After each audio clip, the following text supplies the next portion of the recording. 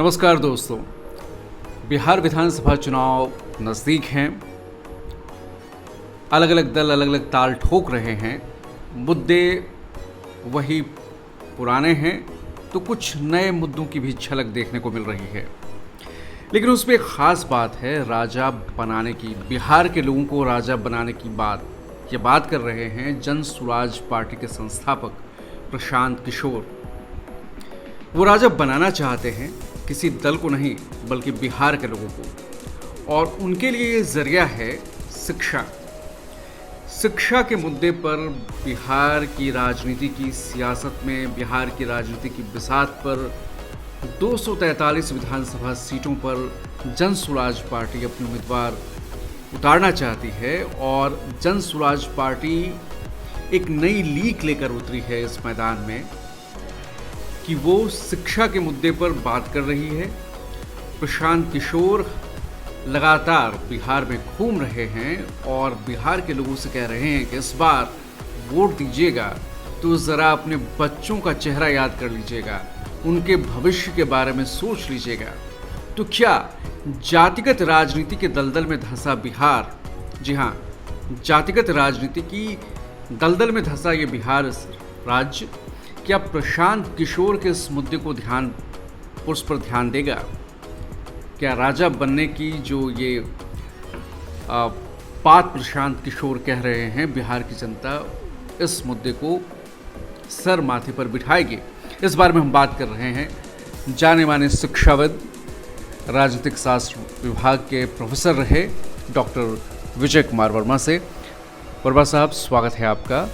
और मेरा पहला सवाल तो यही है, क्या शिक्षा का मुद्दा वाकई चुनावी मुद्दा बन पाएगा? प्रशांत किशोर इस मुद्दे को लेकर कमाल कर पाएंगे बिहार में?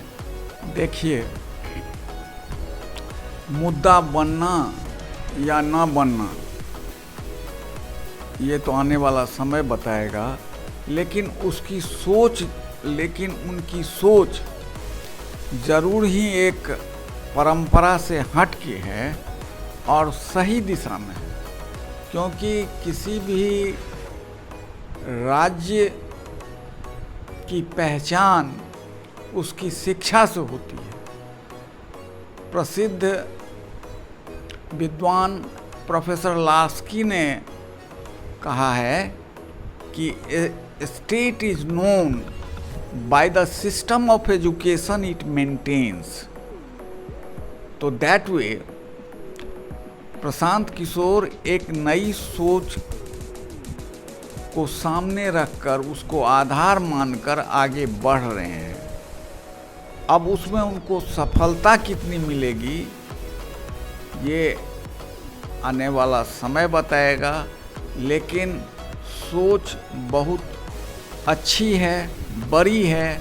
और अगर ये धरातल पर उतर जाती है, यदि उनको वो रणनीतिकार रहे हैं और यदि उनकी यह रणनीति सफल होती है तो वास्तव में यह एक उनका क्रांतिकारी कदम होगा बिहार की राजनीति में। एक बात जो प्रशांत किशोर कह रहे हैं वो ये कह रहे हैं कि बिहार में जो शिक्षा का स्तर अभी है, नीतीश कुमार 20 साल से बिहार में मुख्यमंत्री हैं, सरकार भी चला रहे हैं। प्रशांत किशोर अपनी रैलियों में इस बात को, गाँव जो घूमते हैं तो इस बात का जिक्र करते हैं कि फ़िलहाल जो व्यवस्था है वो लालू की व्यवस्था से भी बदतर है। आप शिक्षाविद हैं, प्रोफेसर रहे हैं, क्या वाकई शिक्षा का स्तर नीतीश राज में, जो बिहार में बहार है, नीतीश कुमार है, ये जो नारा चलता रहा है 20 साल हो गए हैं, क्या वाकई शिक्षा का स्तर लालू राज से भी कम हो गया जिसे जंगल राज की उपाधि दी गई थी? ये कहना प्रशांत किशोर का एक तरह से बहुत सारगर्भित बयान है कि शिक्षा का स्तर बिहार का गिर गया है। अब कितना गिरा है ये तो कमीशन के माध्यम से पता चल सकता है, जांच से पता चल सकता है, लेकिन हम लोग एक शिक्षक के रूप में यह कह सकते हैं कि उच्च शिक्षा वैसे तो शिक्षा विभाग ही भ्रष्टाचार की गोद में है, लेकिन उच्च शिक्षा में लालू के ज़माने में इसको अनदेखी की गई। उच्च शिक्षा को नीतीश आए तो आरंभिक दिनों में उन्होंने इसमें कुछ सकारात्मक कदम उठाए इस विभाग के लिए, उच्च शिक्षा के लिए, खास करके उस समय जब वेतन समय पर नहीं मिलता था, महीनों इंतजार के बाद कुछ प्राप्त होता था परसेंटेज में, उसको उन्होंने नियमित किया और समय से वेतन मिलने लगा। और यूजीसी द्वारा शिक्षकों के लिए जो भी कुछ दिया गया उसको उन्होंने ईमानदारी से यथा समय तत्काल लागू किया। ये आरंभिक दिनों की बात है, लेकिन 20 साल का समय कम नहीं होता है और उसमें बहुत सारी तब्दीलियां हुई। शिक्षा के बजट के हिसाब से हम उसको इसलिए बुरा नहीं कह सकते कि वो यूजीसी का जो गाइडलाइंस है और जिनको जो मिलना चाहिए उसके हिसाब से बना है, लेकिन इस विभाग के मेंटेनेंस में, संचालन में विश्वविद्यालयों के ऊपर जो सरकार का ध्यान होना चाहिए वो धीरे धीरे घट गया और शिक्षा विभाग सरकार के लिए वह महत्व नहीं प्राप्त कर पाया जो इसे करना चाहिए था। उच्च शिक्षा में, शोध के क्षेत्र में या अन्य क्षेत्रों में बड़ी गिरावट हो गई है और उसको हम यह कह सकते हैं कि स्थिति ऐसी है कि उच्च शिक्षा के लिए बिल्कुल अनुपयुक्त है। इससे मैं अधिक कुछ विशेष इसलिए नहीं कहना चाहता कि कहना सही मन अच्छा नहीं लगता है। बिहार में जो स्थिति है, चाहे उसके पढ़ाई लिखाई के स्तर की बात हो, शोध व्यवस्था के संबंध में हो, इन सब में निश्चित रूप से गिरावट आई है और इसमें हम कह सकते हैं कि अनेक तरह के भ्रष्टाचार भी हैं। नियुक्ति से लेकर, यद्यपि बहुत कोशिश की गई है, पहले की तुलना में इसको बीपीएससी सबको भी दे दिया गया है, लेकिन फिर भी चोर दरवाजे खुले हैं और इस तरह की व्यवस्था है कि विश्वविद्यालय के उच्च पदों पर भी मैं क्या कहूँ, जो नियुक्तियाँ होती हैं वह संदेह से परे नहीं है भ्रष्टाचार के। और इसमें तो एक शिक्षक को मैं नाम नहीं लूँगा, उनका प्रोवीसी के पैनल में सिलेक्शन हुआ, लेकिन उनसे मांग की गई पैसों की कि इतने दें, हम उसको बताना नहीं चाहते हैं। और ये अखबार में भी बात आई थी बिहार के दैनिकों में, उन्होंने पैसे देना उचित नहीं समझा या पैसे देकर नियुक्ति लेना उचित नहीं समझा, बात खत्म हो। ये स्थिति यही। तो मतलब ये तो उच्च शिक्षा का हाल है कि आपने ये कहा कि जब लालू जी थे तब तो वेतन में भी दिक्कत थी और नीतीश आए तो वेतन मिलने लगा, यूजीसी के गाइडलाइंस का पालन किया गया। तो ये एक शिक्षक की व्यथा है कि उन्हें तनख्वाही नहीं मिल रही है, जिनकी जिम्मेदारी है छात्रों को शिक्षित करने की। तो जब शिक्षक को तनख्वाही नहीं मिलेगी तो वो छात्र के प्रति अपनी सेवा कैसे चलाएंगे? जब उनका घर ही नहीं चलेगा तो वो कैसे उस सेवा को निभा पाएंगे?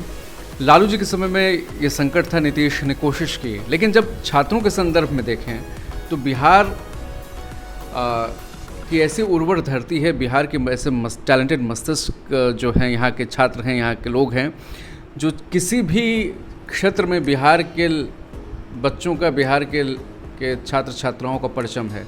यूपीएससी से लेकर बीपीएससी और देश के जितने भी कठिन से आईआईटी IIM बिहार के लड़के पढ़ रहे हैं, लेकिन वो तैयारी बिहार में नहीं कर रहे हैं। उसके लिए उनका या तो वो दिल्ली जाते हैं, इंजीनियरिंग कर रहे हैं तो कोटा जाते हैं। प्रशांत इन मुद्दों को अपनी सभाओं में उठाते हैं। बिहार में टैलेंट है और बिहार का टैलेंट अपने टैलेंट को सिद्ध करने के लिए यहाँ से, राज्य से बाहर जाता है। और बिहार एक मज़दूरों की आउटसोर्स फैक्ट्री बनकर रह गया है, जहाँ यहाँ तो फैक्ट्री नहीं है, लेकिन यहाँ से लोग जो है वो बाहर जाकर मजदूरी कर रहे हैं। छात्र सफल हो रहे हैं लेकिन राज्य के बाहर हैं। और प्राथमिक शिक्षा का हाल ये है कि जहाँ लालू प्रसाद जी को क्रेडिट जाता है चरवाहा विद्यालय का, लेकिन अब वो प्रशांत किशोर भी इस चीज़ को उठा रहे हैं कि अब प्राथमिक विद्यालय भी सरकारी लाभ लेने का बस एक माध्यम रह गया है। कितने सहमत हैं आप इस बात से? देखिए, प्रशांत किशोर जो शिक्षा के क्षेत्र में मुद्दा उठा रहे हैं और जिनकी चर्चा आपने की, वो सही उठा रहे हैं, सही बातों को रख रहे हैं। मैं यहाँ यह कहना चाहूँगा कि नीतीश कुमार जी की जो आरंभिक तत्परता थी, बाद में वो धीरे धीरे निष्क्रियता में बदलने लगी। आज नीतीश के ज़माने में भी, इस सरकार में भी वेतन और पेंशन समय से नहीं मिल रहा है। 3-3 महीने का विलम्ब होता है। मिल रहा है लेकिन समय पर नहीं मिल रहा है। तो मिलना और समय पर मिलने में फ़र्क है। दूसरी बात ये है कि उच्च शिक्षा में जो एक सुपरविज़न, मैं उसको सुपरविज़न नहीं कहूँगा, उच्च शिक्षा में जो एक तत्परता होनी चाहिए सरकारी स्तर से भी और विश्वविद्यालय के स्तर से भी, वह नहीं है। क्लासेज नहीं, मोस्ट ऑफ द केसेज में ग्रामीण और छोटे छोटे कॉलेजों में तो नहीं होते।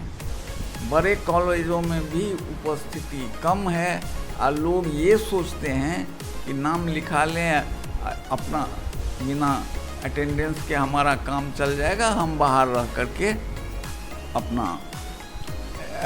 अपनी तैयारी करेंगे और जो हमारा मिशन है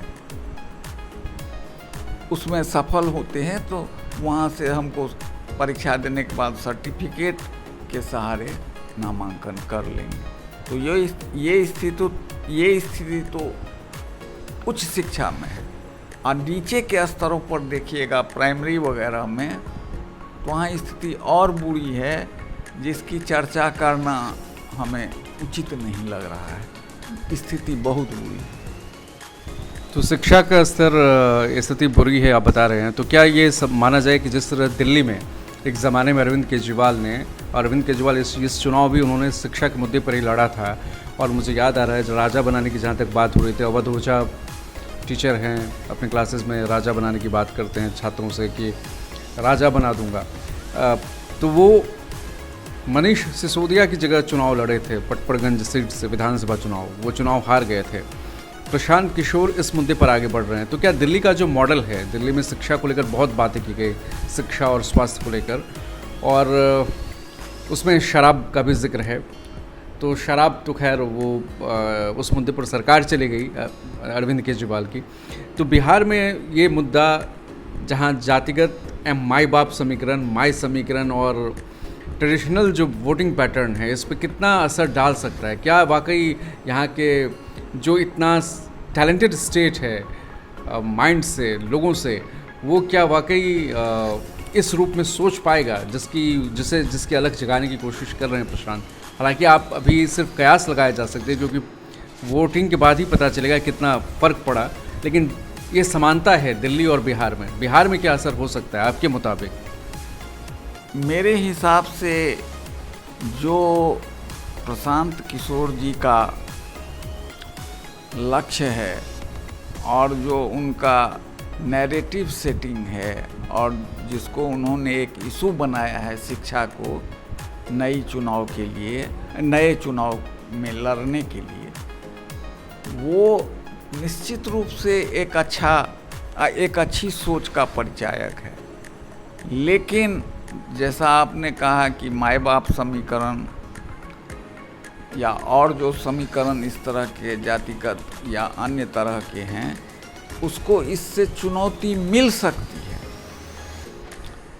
प्रशांत किशोर की अवधारणा से, लेकिन सफलता कहाँ तक मिलेगी अभी कुछ it is too early to suggest या से। दिलचस्प बात यह है कि और एक बात जो शराबबंदी के बारे में है, नीतीश कुमार एक अच्छे उद्देश्य से इस कार्यक्रम को उन्होंने लागू किया था। शुरू में इसकी काफ़ी सराहना हुई थी और महिलाओं के द्वारा इसका बहुत स्वागत किया गया था, लेकिन समय बीतने के साथ साथ वो बात रही नहीं। आज नाम के लिए बिहार में शराबबंदी है, जैसा प्रशांत किशोर कहते हैं कि ऐसा शराबबंदी क्या जो शराबबंदी है ही नहीं। और उन्होंने तो यहाँ तक भी कहा है कि अगर हमारी सरकार आती है तो हम शराबबंदी को तुरंत वापस करेंगे 1 घंटा के अंदर। और दिलचस्प ये भी है कि प्रशांत जी को जनसुराज पार्टी को स्कूल बस्ता, स्कूल का बैग चुनाव चिन्ह के रूप में चुनाव आयोग ने दिया है, यानी वो उनके एजेंडे से पूरी तरह मेल खाता है। लेकिन मैं ये जानना चाहूँगा, हालांकि इस बात को प्रशांत किशोर ने अपने पूरे इंटरव्यूज़ में नकारा है कि बिहार की जनता सिर्फ जाति के आधार पर वोट देती है, चूँकि वो खुद एक राजनीतिक के डेटा एनालिसिस में माहिर हैं और वो कहते हैं कि हमने जिसका हाथ थामा और अपने विश्लेषण के जरिए उनको जो राह बताई उन्होंने उसका पालन किया और वो राजा बने। जाहिर है जब वो खुद मैदान में कूदे हैं तो उनके पास वो डेटा है और वो उस डेटा के ज़रिए अपनी एक जगह बिहार की राजनीति में बिहार की जनता को राजा बनाने के नाम पर खुद को स्थापित करने के लिए उसका इस्तेमाल कर रहे हैं। उनके पास बेहतर डेटा है। तो लेकिन आप बिहार में रह रहे हैं, तो बिहार में क्या वाकई जाति से हट कर लोग सोच सकते हैं या अपने समाज से? क्योंकि जब जाति की राजनीति इतनी हावी है, ध्रुवीकरण धर्म के नाम पर किए जा रहे हैं, तो लोग के पास क्या वाकई सोचेंगे कि वो जाति से हटकर, आखिर उनके पास क्या विकल्प है? क्या प्रशांत किशोर, जैसे ओवैसी के बारे में कहा जाता है बीजेपी की बी टीम, क्या प्रशांत किशोर भी एक, अगर वो लड़ते हैं तो किसको नुकसान होगा? अगर कुछ वोट पाते हैं, 243 सीटों पर लड़ेंगे, तो क्या समीकरण बदल और बिगड़ सकते हैं बिहार में? इस पर अभी समीकरण क्या होंगे और चुनाव बाद क्या स्थिति बनेगी, इस पर कहना अभी जल्दबाजी होगी। लेकिन प्रशांत किशोर जी ने जो मुद्दा उठाया है और जो सपना लोगों को दिखाने, जो सपना लेकर लोगों के सामने जाने की सोच रहे हैं, उससे निश्चित रूप से जो पारंपरिक स्थिति बिहार की है उसको झटका लगेगा, वह परिवर्तित होगा और ऐसे लोग जो शिक्षा के महत्व को जानते हैं और यहाँ की स्थिति से जो उनको निराशा और हताशा है, निश्चित रूप से इससे उत्साहित होंगे और मतदान के पैटर्न में, वोटिंग पैटर्न में फ़र्क ज़रूर आएगा। अब ये फ़र्क कितना आएगा अभी कहना मुश्किल है, लेकिन उनका प्रयास जो है सो सराहनीय है। तो एक चीज़ और कि बिहार में जैसे बीजेपी का कोर वोट बैंक जो है सवर्ण माने जाते हैं, मिडिल क्लास फैमिलीज माने जाती है परंपरागत, और आरजेडी का वोट बैंक मुस्लिम यादव समीकरण को माना जाता है। ओवैसी ने भी एंट्री की थी बिहार चुनाव में और 5 विधानसभा सीटों पर उन्हें भी जीत मिली थी। हालांकि उनके सारे जीते विधायक आरजेडी में शामिल हो गए या शामिल करवा लिए गए। अब वो इस बार चुनाव में महागठबंधन में शामिल होने की पूरी कोशिश कर रहे हैं। तो अभी के सिनेरियो में बिहार में भी प्रशांत किशोर, आप कह रहे हैं कि वो कोशिश उनकी अच्छी है, लोग कितना उस पर नज़र डालते हैं ये देखने की बात होगी। तो क्या ये बिहार और दिल्ली एक छोटा राज्य है, दिल्ली में आम आदमी पार्टी को ज़बरदस्त सफलता मिली थी कि एक बार हमें मौका देकर दीजिए, और उन्होंने शीला दीक्षित को हराकर सरकार बनाई थी अरविंद केजरीवाल ने।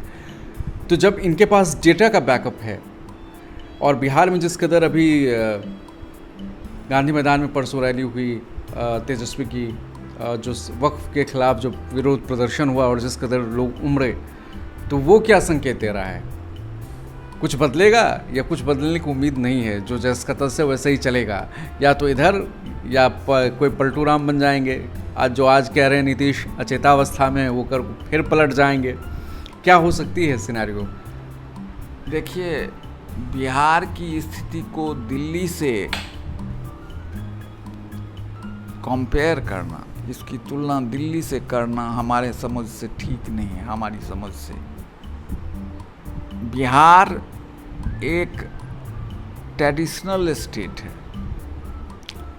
और यहाँ वो जात पात जो है या अन्य जो मतलब एफिलिएशंस हैं, चाहे कास्ट से हो, क्रीड से हो या रिलीजन से हो, वो जारी है और जारी रहेगा, उसका असर रहेगा। लेकिन उसको झकझोरने की एक कोशिश हो रही है प्रशांत किशोर की ओर से, और हो सकता है कि यदि उस समय आते आते तक क्या रुख होता है और क्या कैंपेनिंग का ट्रेंड होता है, नैरेटिव कैसे सेटिंग होता है, उस पर भी डिपेंड करेगा। लेकिन इन सब बातों के अलावा जो उन्होंने इलेक्शन सिंबल लिया है स्कूल बैग का, और एजुकेशन को जो वो महत्व दे रहे हैं, तो कोई भी समझदार नागरिक इससे उत्साहित होगा, इससे अलग नहीं सोचेगा, और यह उस दिशा में एक बड़ा सार्थक कदम होगा, क्योंकि यह state is known by the system of education it maintains. In case of Bihar, system of education has not been maintained the way it should have been maintained. आखिरी दो सवाल मैं आपसे जानना चाहूँगा कि यहाँ लोग चेहरे पे वोट देते हैं। चेहरा, लालू प्रसाद यादव ने सामाजिक क्रांति का अगुवा बने थे, तो लालू प्रसाद के नाम पे वोट पड़ते हैं, नीतीश के नाम पे, साफ छवि के नाम पे वोट पड़ते हैं। हालांकि उन्हें अब अचेतावस्था में कहा जाने लगा है, उन्हीं के चचा भतीजा वाली बात जो है। तो मुद्दे सही हैं, लेकिन उसको इम्प्लीमेंट करने वाला जो लोग है उस पर कितनी, उसकी साख कितनी है, जनता उसे कैसे देखेगी, ये भी तो एक सवाल है। ये सवाल है, और नीतीश 2005 के नीतीश आज नहीं है। इस बीच में नीतीश के स्टेचर में भी इरोजन हुआ है, उसमें कमी आई है, और ख़ास करके कुछ जो उनके, बोलना ठीक नहीं है, वो राज्य के मुख्यमंत्री हैं, कि कुछ जो जनसभाओं में उनका जो व्यवहार रहा है, और उससे ऐसा लगता है कि उम्र के कारण वो कुछ प्रभावित हो गए हैं उससे। तो ये तो बदलाव है। लालू प्रसाद आज अब किसी भी तरह से वो भी सीन में नहीं है, तो एक नया नेतृत्व हर दल की ओर से, विशेषकर जो अपोजिशन में हैं उनकी ओर से उभर रहा है।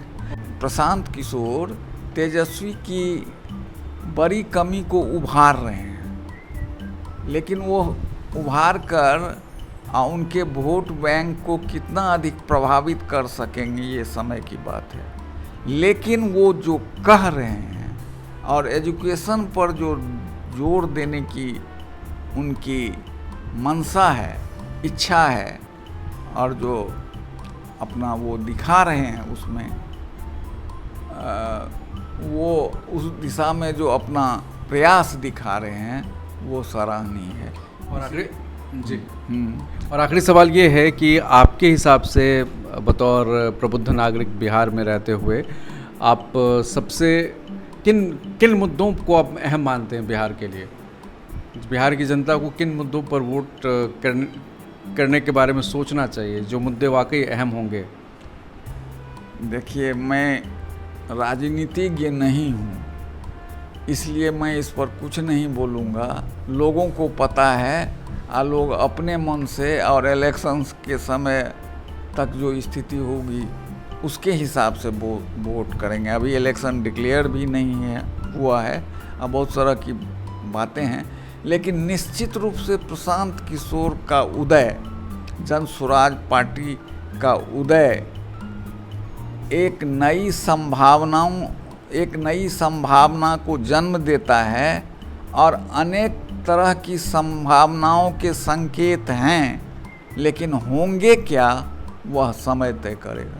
धन्यवाद, शुक्रिया बहुत बहुत। तो अभी बिहार के चुनाव में अभी उसकी घोषणा नहीं हुई है, लेकिन प्रशांत किशोर का कैंपेन जारी है, तेजस्वी भी मैदान में कूदे हुए हैं। किस मुद्दे पर ये मुकाबला लड़ा जाएगा अभी उसकी भी पूरी तरह से वो तय नहीं हुआ है। एक एक तीर चलाए जा रहे हैं। अब देखना होगा कि लास्ट मोमेंट पर जब इलेक्शन डिक्लेयर होता है और जब चुनाव की तारीख का ऐलान होता है, उसके बाद किस मुद्दे पर हवा दी जाती है और राजनीतिक दलों के नेता आपस में वार पलटवार करते हैं। धन्यवाद।